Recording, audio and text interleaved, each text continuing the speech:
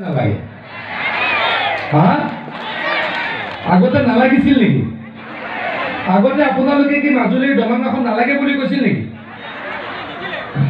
হা যেতিয়া অসমত কংগ্ৰেছ চৰকাৰ আছিল তেতিয়া মাজুলীৰ ৰাইজে দলং নালাগে বুলি কৈছিল নেকি হা লাগে বুলি কৈছিল এটা মই এটা ভিডিঅ' শুনাম ভিডিঅ'টো আপোনালোকে দেখা নাপাব অডিঅ'টো শুনা পাব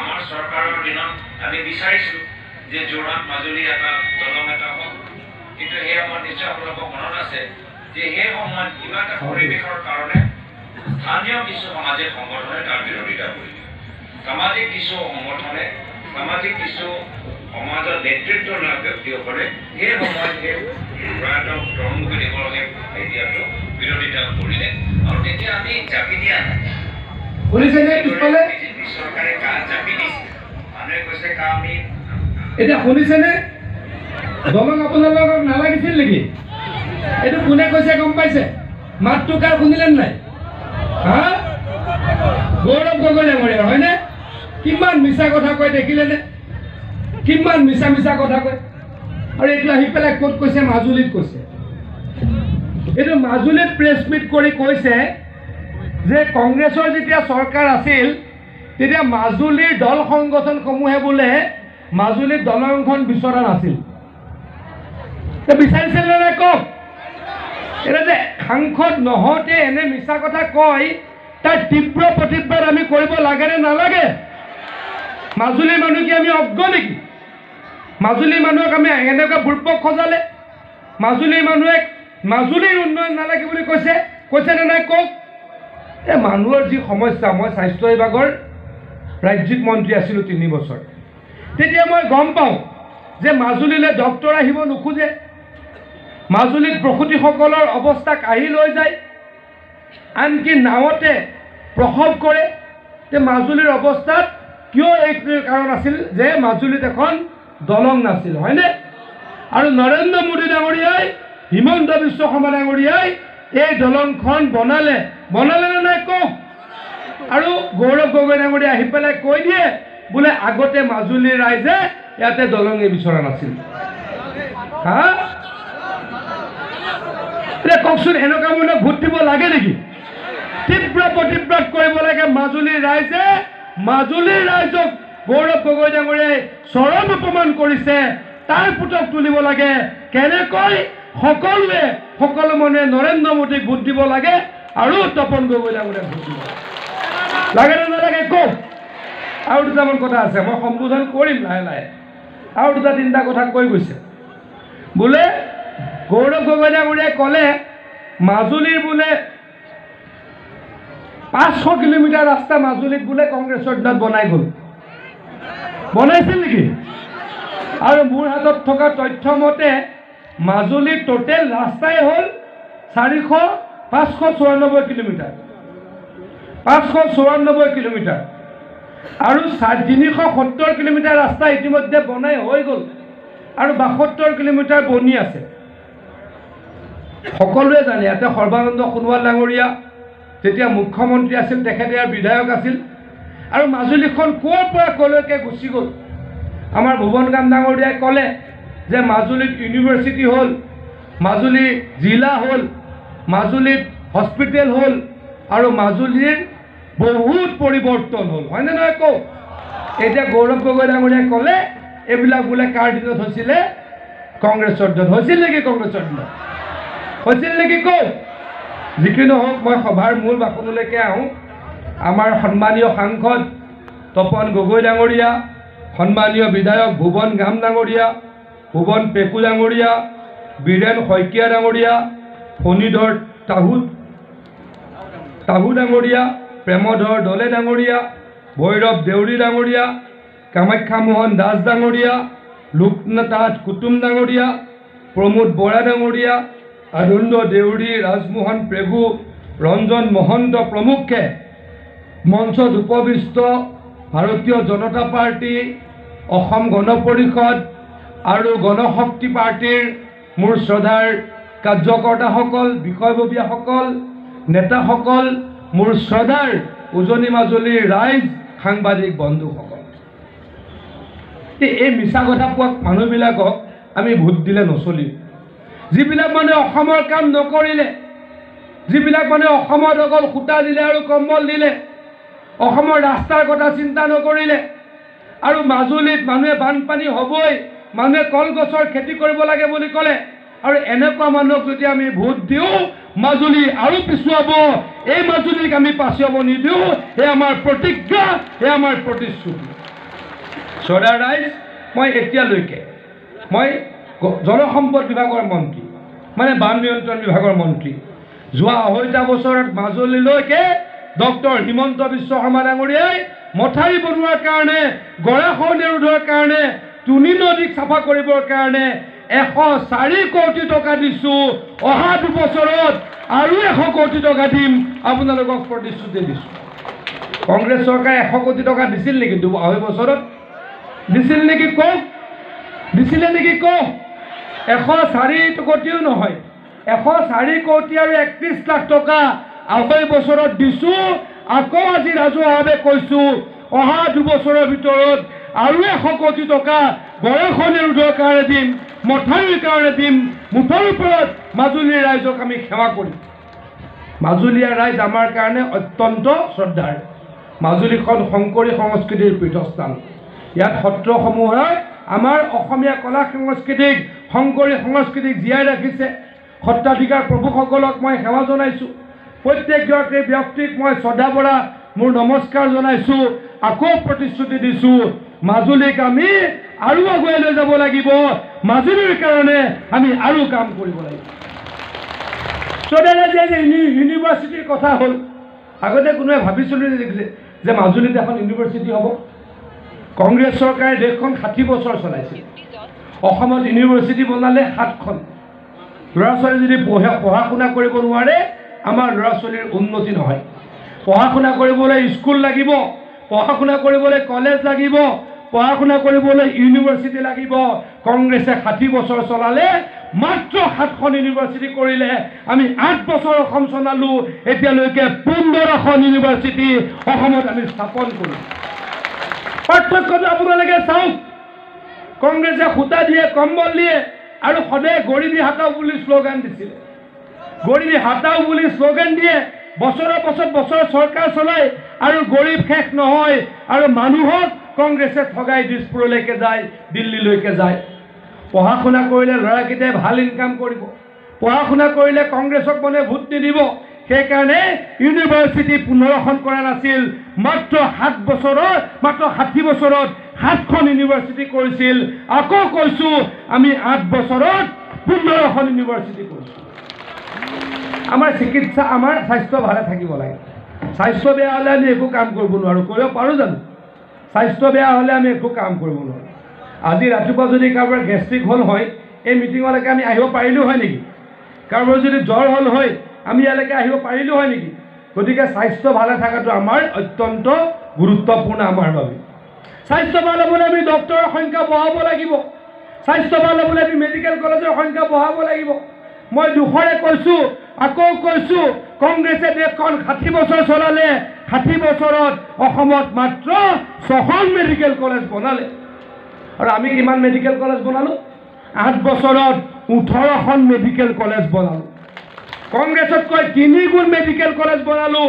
এতিয়া অসমত 24খন মেডিকেল কলেজ, তাৰে 6খন 60 বছৰত কংগ্ৰেছে বনাইছিল, আৰু আমি 8 বছৰত 18খন মেডিকেল কলেজ বনাইছোঁ। এই যে এইমছ বুলি এখন হস্পিটেল আছে, গোটেই ভাৰতবৰ্ষত এইমছ বুলি এখন হস্পিটেল আছে। আমাৰ চাংচাৰিটো নৰেন্দ্ৰ মোদী ডাঙৰীয়াই এখন এইমছ দিছে। দুখৰ বিষয়, 60 বছৰত কংগ্ৰেছে এইমছ বনালে 8খন, নৰেন্দ্ৰ মোদী ডাঙৰীয়াই 10 বছৰত এইমছ বনালে 15খন। এতিয়া মানে টোটেল এইমছ হৈছে 23খন, তাৰে 15খন কোনে বনালে? নৰেন্দ্ৰ মোদী ডাঙৰীয়াই বনালে মাত্ৰ 10 বছৰত। এইবিলাক হৈছে পাৰ্থক্য। কংগ্ৰেছৰ শাসন, কংগ্ৰেছৰ অপশাসন, আৰু আমাৰ দলৰ শাসনৰ এইবিলাক হৈছে উদাহৰণ। আমি হস্পিটেল বনাওঁ, আমি স্কুল বনাওঁ, আমি কলেজ বনাওঁ। আমাক মেডিকেল কলেজ কিয় লাগে মই এবাৰ আকৌ ক'ব খুজিছোঁ। আকৌ কৈছোঁ, স্বাস্থ্য বিভাগৰ ৰাজ্যিক মন্ত্ৰী আছিলোঁ মই। আজিৰ পৰা 3 বছৰ আগলৈকে অসমত আমি প্ৰত্যেক বছৰে ডক্টৰ সৃষ্টি কৰিছিলোঁ মাত্ৰ 726জন। 726জন ডক্টৰৰে 40% ডক্টৰ ক'ত যায়? বেচৰকাৰী হস্পিটেলত যায়, প্ৰাইভেট হস্পিটেলত গৈ নাৰ্ছিং হোমত গৈ যোগদান কৰে। আৰু আমাৰ কি হয়, গাঁৱত আমি ডক্টৰ পঠাব নোৱাৰোঁ। মাজুলীততো আৰু কষ্ট, এতিয়া মাজুলীৰ কষ্ট লাঘৱ হৈছে। সেইকাৰণে হিমন্ত বিশ্ব শৰ্মা ডাঙৰীয়াই সিদ্ধান্ত লৈছিলে যে আমি কি কৰিব লাগিব, আমি মেডিকেল কলেজ জিলাই জিলাই বনাব লাগিব আৰু ডাক্তৰ অসমত অতিকমেও 3000 বছৰত সৃষ্টি কৰিব লাগিব। তেতিয়াহে আমাৰ সমস্যা সমাধান হ'ব, তেতিয়াহে আমাৰ গাঁৱত ডক্টৰ আহিব। কথামতে কাম আমাৰ ধেমাজিত মেডিকেল কলেজৰ কাম চলি আছে, লখিমপুৰত মেডিকেল কলেজ আৰম্ভ হ'ল, আপোনালোকে তাৰ পৰা অলপ যাওক, বিশ্বনাথ চাৰিআলিত মেডিকেল কলেজৰ কাম চলি আছে। তাৰ পৰা আপোনালোকে নগাঁৱত যাওক, মেডিকেল কলেজ আৰম্ভ হ'ল, মৰিগাঁৱত যাওক, মেডিকেল কলেজ চলি আছে, তিনিচুকীয়াত মেডিকেল কলেজ চলি আছে, আমাৰ চৰাইদেউত মেডিকেল কলেজৰ কাম চলি আছে। সেইদিনা নৰেন্দ্ৰ মোদী ডাঙৰীয়াই যেতিয়া যোৰহাটলৈকে আহিছিল, সেইদিনা শিৱসাগৰ মেডিকেল কলেজৰ আধাৰশিলা কৰিলে। আমি ব্ৰহ্মপুত্ৰৰ সিপাৰে আমাৰ বৰাক উপত্যকাত আমি ৰামকৃষ্ণ নগৰত মেডিকেল কলেজ আৰম্ভ কৰিলোঁ, ধুবুৰীত মেডিকেল কলেজ আৰম্ভ হ'ল, নলবাৰীত মেডিকেল কলেজ আৰম্ভ হ'ল, কোকৰাঝাৰত মেডিকেল কলেজ আৰম্ভ হ'ল। এনেদৰে অসমত এতিয়া 18খন মেডিকেল কলেজ মাত্ৰ 8 বছৰত আমাৰ চৰকাৰে বনালে। আকৌ কৈছোঁ, কংগ্ৰেছে কিমান বনালে? 60 বছৰত মাত্ৰ 6খন। মোদী ডাঙৰীয়াই মেডিকেল কলেজ কিমান বনালে জানে? আজি 14 চনলৈকে কংগ্ৰেছৰ শাসনত, 60 বছৰীয়া কংগ্ৰেছৰ শাসনত ভাৰতবৰ্ষত আছিলে মাত্ৰ 387খন মেডিকেল কলেজ, মাত্ৰ 387খন মেডিকেল কলেজ আছিলে। আৰু মোদী ডাঙৰীয়াই 10 বছৰত কিমান বনালে? 306খন মেডিকেল কলেজ বনালে, মানে প্ৰায় 100% বেছি বনালে। এনেকৈ মানুহক শাসন কৰিবলৈকে ভাৰতীয় জনতা পাৰ্টীয়ে প্ৰতিশ্ৰুতিবদ্ধ হৈছিল। এনেকৈ ৰাইজৰ কাম কৰিবলৈ নৰেন্দ্ৰ মোদী ডাঙৰীয়াই ভাৰতবৰ্ষৰ প্ৰধানমন্ত্ৰী হৈছিল, আৰু সেইকাৰণেই আমি ৰাইজৰ কাম কৰিবলৈকে আগুৱাইছোঁ।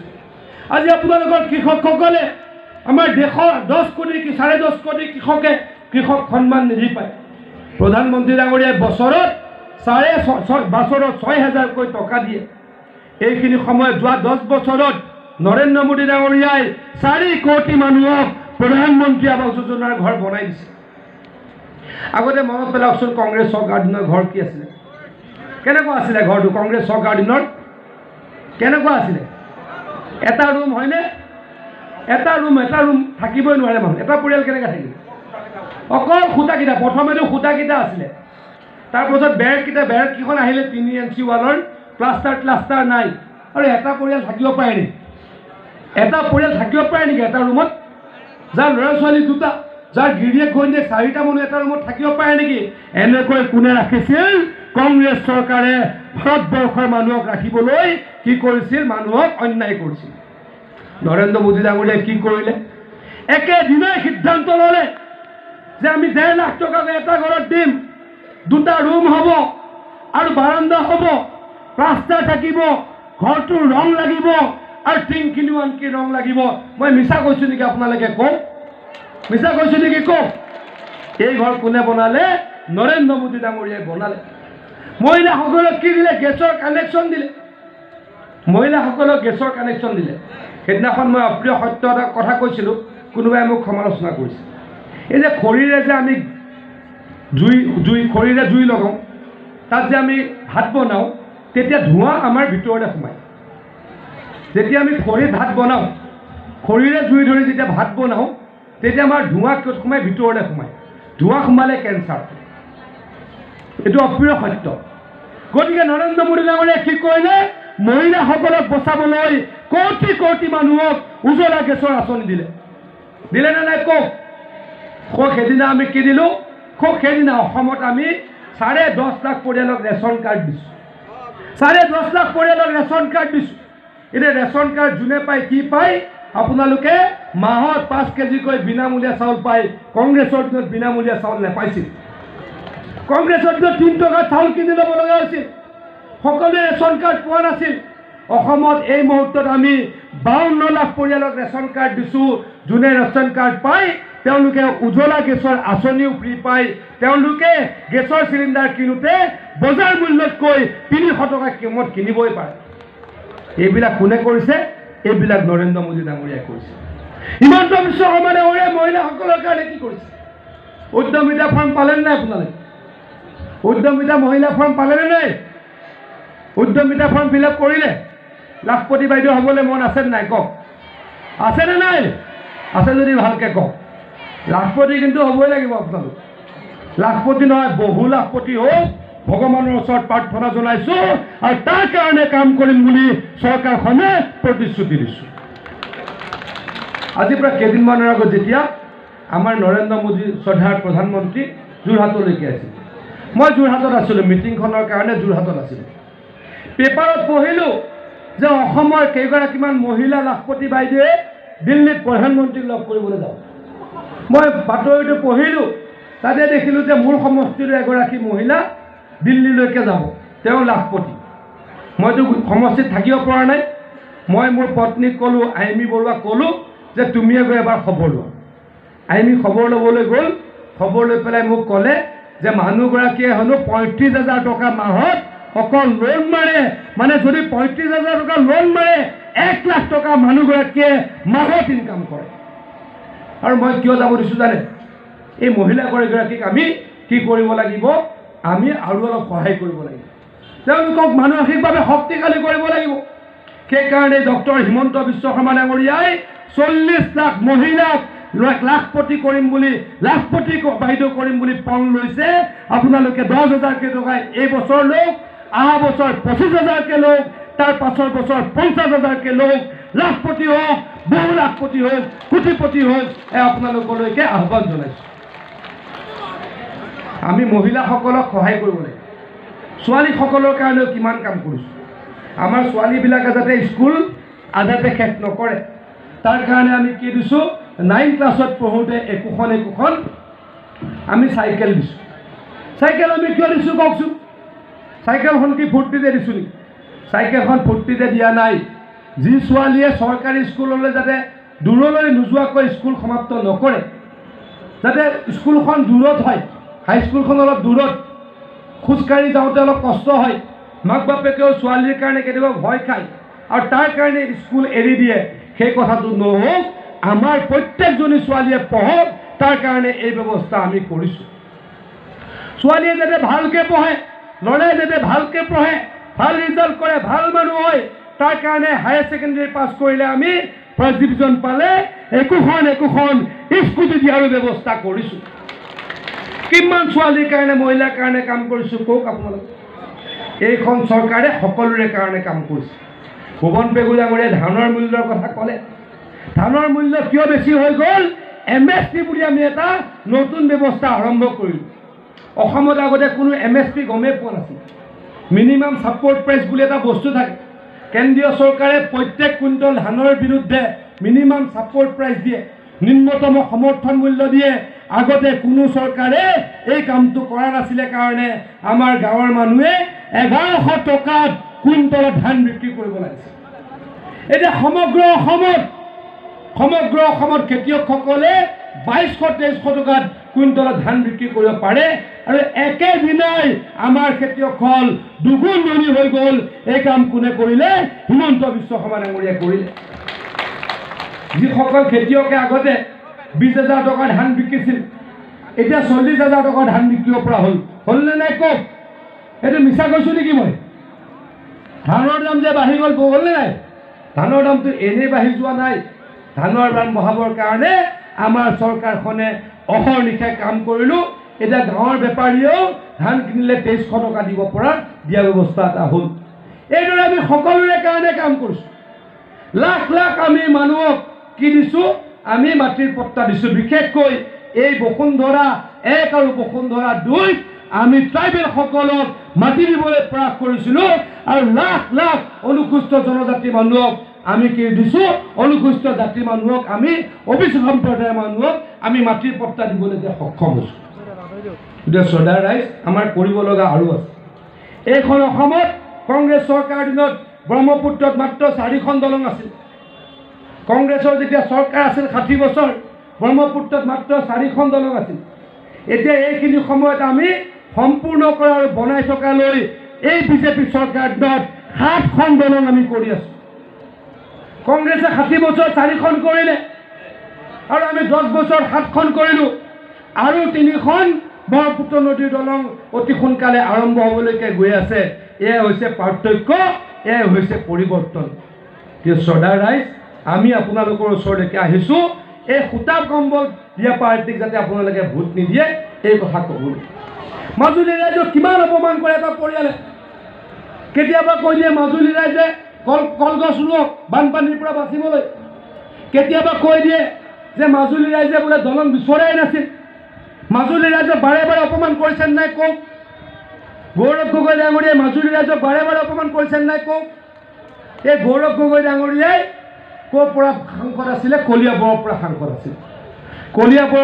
কলিয়াবৰৰ কথা তেখেতে কোনোদিনে সাংসদত পোৱা নাছিল। 10 বছৰ গৌৰৱ গগৈ ডাঙৰীয়া MP হৈ থাকিলে। এই 10 বছৰৰে 2 বছৰ তেওঁৰ পিতৃ মুখ্যমন্ত্ৰী আছিল। তেখেতৰ পিতৃ মুখ্যমন্ত্ৰী থকাৰ কালত এনেকুৱা কিবা এটা ইণ্ডাষ্ট্ৰী তেখেতৰ কলিয়াবৰ সমষ্টিলৈকে আনিলে নেকি? মই তেখেতক প্ৰশ্ন কৰিব খুজিছোঁ। এটাও নাই। মোৰ ঘৰ তাতেই, মোৰ ঘৰ মৰিগাঁৱত, নগাঁৱত। গতিকে মই জানো তেখেতে একো এটা কাম কৰা নাই। মোদী ডাঙৰীয়াক গৈ গালি পাৰে, কিন্তু অসমৰ কথা কেতিয়াও নকয়। 10 বছৰত কলিয়াবৰৰ কথা আপুনি একো নক'লে, এইবাৰ মাজুলীৰ কথা আপুনি ক'ব। আপোনাক মানুহে জানে। যি মূলা বাঢ়ে দুপাততেই চিন, যি মূলা বাঢ়ে দুপাততেই চিন। 10 বছৰত কলিয়াবৰৰ ৰাইজৰ কথা একো নক'লে, 10 বছৰত অসমৰ ৰাইজৰ কথা একো নক'লে। এইবাৰ বোলে গৰাখহনীয়াৰ কথা ক'ব। আৰে গৰাখহনীয়াৰ কাৰণে 100 কোটি টকা, 104 কোটি টকাত 2 বছৰ দিলোঁৱেই, আৰু 100 কোটি টকা আমিয়ে দিম। গতিকে আপোনালোকক অনুৰোধ কৰিছোঁ, তপন গগৈ ডাঙৰীয়া আপোনালোকে ভোট দিয়ক। মোদী ডাঙৰীয়া তৃতীয়বাৰৰ কাৰণে প্ৰধানমন্ত্ৰী হ'বই। এতিয়া মই এটা কথা কওঁ, গৌৰৱ গগৈ ডাঙৰীয়াই কি কৈ ফুৰিছে, অমুকত গৈছে, মই অমুকটো কথা সাংসদত ক'ম, তমুকটো কথা মই পাৰ্লিয়ামেণ্টত ক'ম। আৰে প্ৰধানমন্ত্ৰী কোন হ'ব? প্ৰধানমন্ত্ৰী কোন হ'ব কওকচোন? প্ৰধানমন্ত্ৰী আকৌ কোন হ'ব? প্ৰধানমন্ত্ৰী নৰেন্দ্ৰ মোদী ডাঙৰীয়া হ'বনে নহ'ব? কোনো শক্তিয়ে ৰখাব নোৱাৰে নৰেন্দ্ৰ মোদী ডাঙৰীয়া। তৃতীয়বাৰৰ কাৰণে নৰেন্দ্ৰ মোদী ডাঙৰীয়া প্ৰধানমন্ত্ৰী হ'বই। এতিয়া প্ৰধানমন্ত্ৰী নৰেন্দ্ৰ মোদী হ'ব আৰু সংসদত কোনোবাই কথা উঠালেই কাম হৈ যায় নেকি? সংসদত কথা উঠালেই কাম হৈ যায় নেকি? সংসদত কথা উঠালেতো কাম নহয়। নিজৰ পাৰ্টীৰ সাংসদে যেতিয়া গৈ আকৌ যেতিয়া মোদী ডাঙৰীয়াক ক'ব যে মাজুলীৰ কাৰণে এইখিনি কৰিব লাগে, যোৰহাটৰ কাৰণে এইখিনি কৰিব লাগে, ডেফিনেটলি নিশ্চয়কৈ নৰেন্দ্ৰ মোদী ডাঙৰীয়াই কৰিব আৰু যোৰহাটৰ উন্নতি হ'ব। আপোনালোকক প্ৰতিশ্ৰুতি দিছোঁ। মাজুলীখনৰ অৱস্থা কি হৈছে কওকচোন? এফালে দলং, এফালে দলং, চাৰিওফালে দলঙেই দলং, হয়নে নহয় কওক? 26 চনৰ ভিতৰত এই দলং সম্পূৰ্ণ হ'ব। 26 চনৰ ইলেকশ্যনত মুখ্যমন্ত্ৰী ডাঙৰীয়াই কৈ থৈছে যে দলঙত গাড়ীৰে পাৰ হৈ আপোনালোকৰ ইয়ালৈকে আহিব আৰু আপোনালোকৰ ইয়াত আহি ভোট বিচাৰিব। এতিয়া শ্ৰদ্ধাৰ ৰাইজ, আমি কি কৰিব খুজিছোঁ? অসমক আগুৱাই লৈ যাব খুজিছোঁ। অসমৰ প্ৰত্যেকগৰাকী ব্যক্তিক সহায় কৰিব খুজিছোঁ।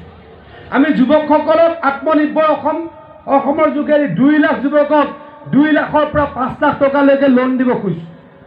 ল'ৰাবিলাকে ফৰ্ম ফিল আপ কৰিছে নাই পৰ্টেলত? ল'ৰাবিলাকে কৰিছে নাই? অকলটো ছোৱালীক দিলে নহ'ব, ল'ৰাকো দিব লাগিব। গতিকে ল'ৰা আৰু ছোৱালী একেলগে আত্মনিৰ্ভৰ অসমত ল'ৰা আৰু ছোৱালী একেলগে কিমান পাব? 40 বছৰলৈকে কি পাব? 2 লাখৰ পৰা 5 লাখ টকা অহা বছৰ পাব। আৰু আপোনালোক স্বাৱলম্বী হ'ব লাগিব, তাৰ কাৰণে কাম কৰিব লাগিব। এইখন চৰকাৰে প্ৰতিশ্ৰুতি দিছিলে যে অৰুণোদয় টকা আমি বঢ়াম। হিমন্ত বিশ্ব শৰ্মা ডাঙৰীয়াই যোৱা বিধানসভা নিৰ্বাচনত প্ৰতিশ্ৰুতি দিছিলে যে আমি কি কৰিম, আমি যদি চৰকাৰলৈকে আহোঁ আমি অৰুণোদয় সংখ্যা বঢ়াম। এতিয়া অৰুণোদয় বাঢ়িল নে নাই কওক ৰাইজ? আমি 21 লাখৰে অৰুণোদয় আৰম্ভ কৰিছিলোঁ। এতিয়া 27 লাখ পৰিয়ালে অৰুণোদয় পায়। 830 টকাৰে অৰুণোদয় আৰম্ভ কৰিছিলোঁ, এতিয়া 1250 টকা পায়। আজি আপোনালোকক ৰাজহুৱাভাৱে প্ৰতিশ্ৰুতি দিছোঁ, মুখ্যমন্ত্ৰী ডাঙৰীয়া আপোনালোকক জনাব, পৰ্যায়ক্ৰমে অসমৰ যিমানখিনি মানুহৰ ৰেচন কাৰ্ড আছে, 52 লাখ পৰিয়ালৰ ৰেচন কাৰ্ড আছে, সকলোৱে অৰুণোদয় পাব। আপোনালোকক প্ৰতিশ্ৰুতি দিছোঁ। অলপ দিন পাছত আৰু কোনো ক'ব নালাগে আমি অৰুণোদয় পোৱা নাই বুলি, কোনো আৰু ক'ব নালাগে আমি অৰুণোদয় পোৱা নাই বুলি। সকলোৱে অৰুণোদয় পাব। আকৌ কৈছোঁ, ৰাজহুৱাভাৱে প্ৰতিশ্ৰুতি দিছোঁ। মুখ্যমন্ত্ৰী ডাঙৰীয়াই যোৱা নিৰ্বাচনৰ সময়ত প্ৰতিশ্ৰুতি দিছিল যে যদি আমি চৰকাৰলৈকে আহোঁ আমাৰ যিসকল মহিলাই মাইক্ৰ' ফাইনেন্সৰ পৰা লোন ল'লে, লোন ঘূৰাই কিবা কাৰণত দিব পৰা নাই, মাইক্ৰ' ফাইনেন্সৰ ল'ৰা ছোৱালীবিলাকে গৈ বেয়া ব্যৱহাৰ কৰে, এই লোনবিলাক আমি মাৰি দিম। 21 চনলৈকে যোন মহিলাই লোন লৈছিল সেই লোনবিলাক আমি মাৰি দিম বুলি ক'লোঁ। হিমন্ত বিশ্ব শৰ্মাই যি প্ৰতিশ্ৰুতি দিয়ে সেয়া প্ৰতিশ্ৰুতি আখৰে আখৰে পালন কৰে বুলি অসমৰ ৰাইজে জানে। 21 চনলৈকে যোনে যোনে লোন লৈছিলে সেই লোনবিলাক আমি এতিয়ালৈকে 2100 কোটি টকা আমি কোম্পানীবিলাকক ঘূৰাই দিছোঁ, বেংকবিলাকক ঘূৰাই দিছোঁ, আৰু আপোনালোকক আমি বেয়া ব্যৱহাৰৰ পৰা আমি ৰক্ষা কৰিছোঁ। হয়নে নহয় কওক? মিছা কৈছোঁ নেকি? মই মিছা কৈছোঁ নেকি? মুখ্যমন্ত্ৰী ডাঙৰীয়াই আৰু এটা প্ৰতিশ্ৰুতি দিছিল, আমি যদি চৰকাৰলৈকে আহোঁ অসমৰ 1 লক্ষ নিবনুৱা ল'ৰা ছোৱালীক চৰকাৰী চাকৰি দিম। কথা দিয়া মতে কাম এতিয়ালৈকে প্ৰায় 95,000তকৈ বেছি ল'ৰা ছোৱালীক চাকৰি দিলোঁ, আৰু অহা 2 বছৰত আৰু 40,000 ল'ৰা ছোৱালীক চাকৰি দিম। মুঠৰ ওপৰত আমি অসমত এইখন চৰকাৰ দিনত 1,30,000 পৰা 1,35,000 ল'ৰা ছোৱালীক চাকৰি দিম। কেতিয়াবা কোনোবা চৰকাৰে দিছিল নেকি? কোনোবা চৰকাৰে দিছিল নেকি? কাৰোবাৰ সাহস হৈছিল নেকি 1 লাখ ল'ৰা ছোৱালীক চাকৰি দিব? ডক্টৰ হিমন্ত বিশ্ব শৰ্মা ডাঙৰীয়াই কৰি দেখুৱালে। অকল কৰি দেখুৱাই নহয়, প্ৰতিশ্ৰুতিতকৈ আগত গ'ল। 1 লাখ দিম বুলি কৈছিলে, 1 লাখ ইতিমধ্যে দিলোঁ, আৰু 2 বছৰ আছে, আৰু 35,000 দিম। এনেকৈ অসমৰ ৰাইজক সেৱা কৰিম, সহায় কৰিম। আৰু কোনোবাই ক'ব পাৰিব নেকি এই চাকৰিবিলাক ধনী ঘৰৰ গাধা গাধা ল'ৰাবিলাকে পালে নেকি? ক'ৰবাত এই চাকৰিবিলাক ধনী ঘৰৰ বোলে গাধা গাধা ল'ৰাই পালে নেকি কওক? নাই পোৱা। এই চাকৰি কোনে পালে? অসমৰ চোকা চোকা ল'ৰা ছোৱালীবিলাকে পালে। অসমৰ চোকা চোকা ল'ৰা ছোৱালীবিলাকে পালে। 1 টকা তাৰ বিনিময়ত কাকোৱে দিব লগা হোৱা নাই। কংগ্ৰেছৰ দিনত 50 লাখ টকা 60 লাখ টকালৈকে চাকৰিৰ দাম উঠিছিলে, দুৰ্নীতি হৈছিল, এইবিলাক আমি বন্ধ কৰি দিলোঁ। গতিকে শ্ৰদ্ধাৰ ৰাইজ, আপোনালোকক মই অনুৰোধ কৰিছোঁ, এই মিছা কথা পাৰ কোৱা পাৰ্টিক আপোনালোকে ভোট নিদিব। আজি 3 দিন আগত মই মোবাইলতে টিভি চাই আছিলোঁ, এজন ব্যক্তিক সুধিছে কোনোবা এটা চেনেলত, মই পাহৰিলোঁ চেনেলটো, ক'লে যে আপোনালোকে কাক ভোট দিব? তেতিয়া মানুহজনে ক'লে যে আঁঠুৱা দিয়া কম্বল দিয়া পাৰ্টিক আমি ভোট নিদিওঁ। আঁঠুৱা দিয়া কম্বল দিয়া পাৰ্টিক আমি ভোট নিদিওঁ। কিয় ভোট নিদিওঁ?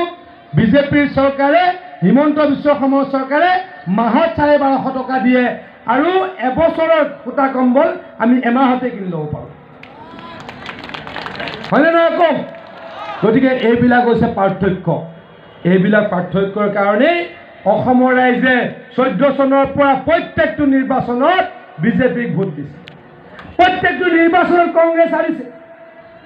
বিধানসভাৰ 2টা নিৰ্বাচনত কংগ্ৰেছ হাৰিছে, লোকসভাৰ 2টা নিৰ্বাচনত কংগ্ৰেছ হাৰিছে। আমাৰ দেউৰী কাউন্সিল কওক, তিৱা কাউন্সিল কওক, কাৰ্বি কাউন্সিল কওক, বড়ো কাউন্সিল কওক, সকলোতে কংগ্ৰেছ হাৰিছে। পঞ্চায়তত কংগ্ৰেছ হাৰিছে, বাই ইলেকশ্যনবিলাকত কংগ্ৰেছ হাৰিছে, সকলোতে কংগ্ৰেছ হাৰিছে। কিয়? কংগ্ৰেছে এতিয়া আৰু মানুহক একো কৰিব নোৱাৰে। কংগ্ৰেছে কাৰো কাৰণে একো কৰিব নোৱাৰে, আৰু সেইকাৰণে প্ৰত্যেক দিনাই দেশক ভাল পোৱা মানুহখিনিয়ে, ৰাজ্যখনক ভাল পোৱা মানুহখিনিয়ে কংগ্ৰেছ এৰিছে, আৰু হাজাৰ হাজাৰ মানুহ যোৱা কেইদিনত বিজেপিত যোগদান কৰিছে। গতিকে শ্ৰদ্ধাৰ ৰাইজ, মই আৰু দীঘলকৈ নকওঁ, আপোনালোকক মাত্ৰ অনুৰোধ কৰিছোঁ, এটা ভোটো আপোনালোকে নষ্ট নকৰিব। আকৌ শুনাম নেকি গৌৰৱ গগৈ ভিডিঅ'টো, এই মিছা কথা কোৱা ভিডিঅ'টো? আকৌ এবাৰ শুনাম দিয়ক, আকৌ এবাৰ শুনিব লাগিব। মাজুলী মানুহক ইমান অপমান কৰিছে। আমাৰ চৰকাৰৰ দিনত আমি বিচাৰিছোঁ যে যোৰহাট মাজুলী এটা দলং এটা হওক, কিন্তু সেই সময়ত নিশ্চয় আপোনালোকৰ মনত আছে যে সেই সময়ত কিবা এটা পৰিৱেশৰ কাৰণে স্থানীয় কিছু সামাজিক সংগঠনে তাৰ বিৰোধিতা হ'ল। এতিয়া স্থানীয় সংগঠনে কোনোবাই বিৰোধিতা কৰিছিল নেকি? কোনোবা স্থানীয় সংগঠনে বিৰোধিতা কৰিছিল নেকি? এই স্থানীয় সংগঠনসমূহক অনুৰোধ কৰিছোঁ, হাত জোৰ কৰি অনুৰোধ কৰিছোঁ, আপোনালোকে প্ৰশ্ন কৰক। আপোনালোকক গৌৰৱ গগৈয়ে অপমান কৰিছে, এই অপমানৰ বিৰুদ্ধে আপোনালোকে মাত মাতক। এইখিনিকে ক'লোঁ, সকলোৱে যাতে তপন গগৈ ডাঙৰীয়াক ভোট দিয়ে, নৰেন্দ্ৰ মোদী ডাঙৰীয়াক যাতে তৃতীয়বাৰৰ কাৰণে প্ৰধানমন্ত্ৰী পাতিব পাৰোঁ, তাৰ কাৰণে এটা ভোটো নষ্ট নকৰিব, এই অনুৰোধ কৰি মোৰ বক্তব্য সামৰিছোঁ। মোৰ লগত ক'ব, ভাৰত মাতা কে, ভাৰত মাতা কে, নৰেন্দ্ৰ মোদী। নৰেন্দ্ৰ মোদী, হিমন্ত বিশ্ব শৰ্মা, তপন গগৈ, ভুৱন গাম, বিজেপি, জয় অসম, বহুত বহুত ধন্যবাদ।